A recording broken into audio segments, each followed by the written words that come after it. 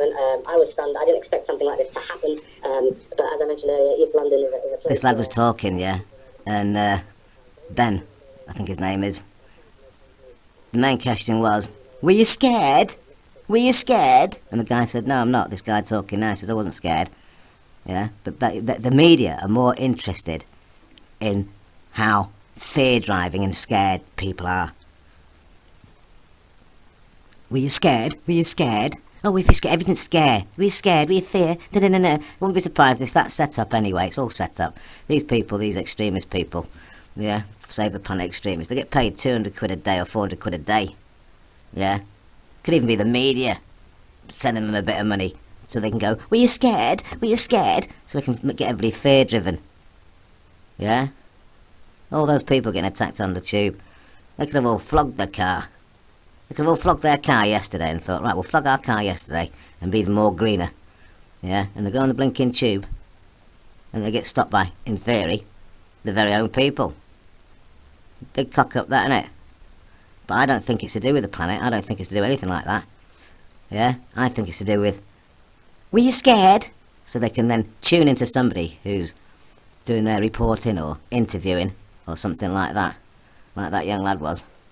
Just so the media can attach themselves to the fear and the emotions, because that's what the media has been doing. And our TV, it's not just BBC One, it's a lot of them. They're manipulating your fear. That's all they're bothered about. Last year or the year before, it's, oh, how are you emotionally feeling? Are you crying? The Olympics, are you crying? Go on, you can cry. And they all get married like a big school. The Olympics wasn't blinking the Olympic Games, it was just a blinking emotional games. And now this stuff is, are you scared? Are you scared? It's pathetic.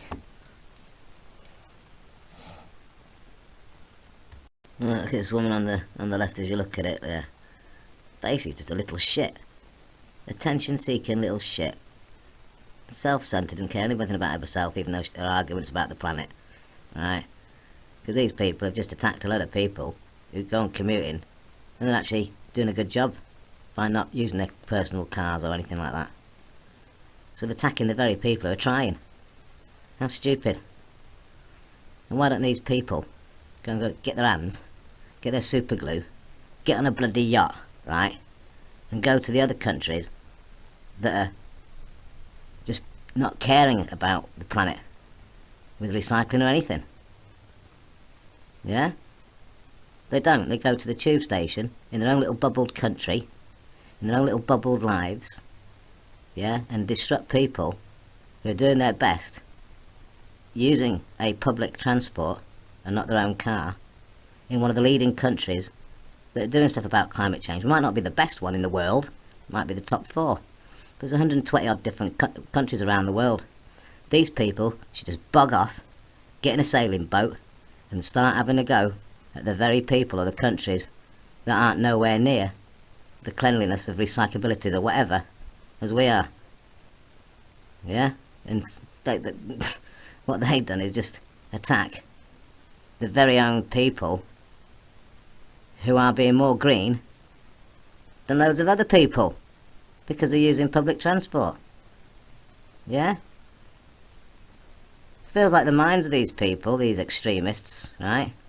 If they were to run the planet, they'd cock it up more. Anyway, because decisions like this tells me they shouldn't make any other decisions, should they really? How pathetic.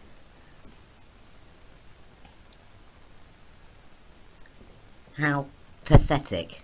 I wasn't on a train, I was with the peaceful protesters as I saw it all unfold. They were trying to highlight the ecological emergency that we all face, and as a peaceful protest they were on top of the tube train there this morning. It didn't look very peaceful, it has to be said. When someone tried to get up there, he kicked the person trying to touch them. I know, there was a very peaceful protest, there was no one, it was intended in that way, and the people obviously caused quite a ruckus. It wasn't a peaceful process. Just because their intentions of being blinking saviours of the planet, right, doesn't mean because then it kicks off they can turn around, well, it was peaceful, because we were peaceful. They weren't peaceful, look.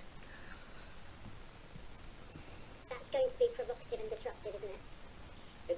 It's disruptive for sure, but that is part of how we're going to create change in our society. We need to disrupt the business as usual to highlight the emergency that's happening. Do you understand people's frustration, Robin? One of the things is, and as Laura pointed out, Yeah, I bet you don't stop all watching your movies and things like that, do you? And stop going to the cinema and plugging into your iPhones, watching your movies and your Netflix and all that sort of stuff, because the people in that industry are all doing the adverts and promotings and all that sort of stuff, and the stars and everything else like that.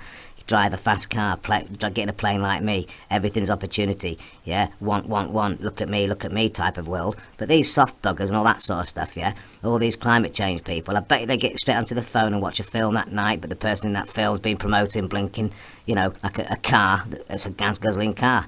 I bet you they don't cut all them off and use their feet, and I bet they all go to blinking massive supermarkets, don't they, and do the bloody shopping and all that lot and everything like that, and just overbuy food and everything like that. Everybody's involved in it, so to cut each other's throat in the manner they're doing is not peaceful. You're just being span. You're being span. Because the other agenda just want to hear the fear. And they like that, because fear drivers want to hear the results.